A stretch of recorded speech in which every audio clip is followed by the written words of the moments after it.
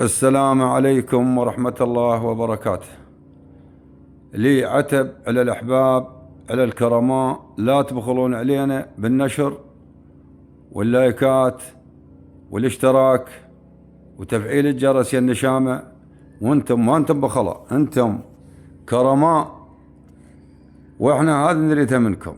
احنا نجيب القصص، وهذه القصة عن الصدقة تفيدك بعيالك، بزوجتك، بمالك، بحلالك. الصدقة منك لربك، مو صدقة رياء.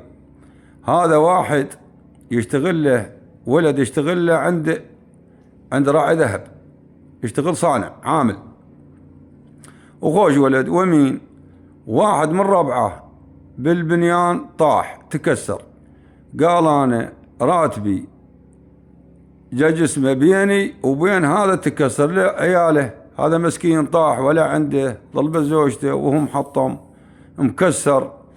قام الراتب الجسم ما يعلم به الا الله سبحانه وتعالى، وظل ولا نص له له ونص له هذول المساكين. يقول الله ما غير الله شيء.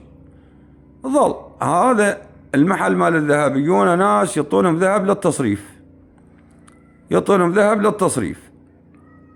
المهم يوم من الايام الولد شرى ذهب، وراح المحل مو موجود، شرى ذهب 70 كيلو.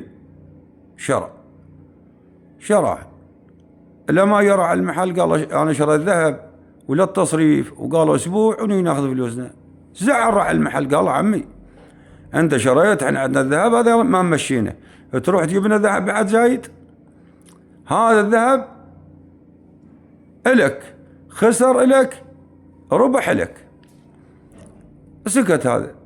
والله يقول خلال يومين ويصير حرب روسيا وافغانستان، والذهب كله علق. سبحان الله بذيك الليله. يقول احنا ذيك الساعه روادي وعندنا مو تلفزيونات وتليفونات ومدري شنو، ظن البورصه معلقه. والله العظيم يقول باعه الفائده مليونين، وذيك الساعه المليونين صعبات. باعه. ايش قال له عمه هذا راعي المحل؟ قال انا بعته بهالمكسب. قال لك؟ قال لا يا عم هذا محلك وهذا. قال لا والله انا طلعت من ذمته وشايفهم خايف الله. وسبحان الله اخذ له فتره فتح محل مال ذهب، وصار من كبار التجار. هذه من الصدقه مو صدقه رياء، مو صدقه شوفوني وانا اطيت. صدقتك لربك، لا حد يعلم بيك. اوصيكم واقول لكم ومشكور.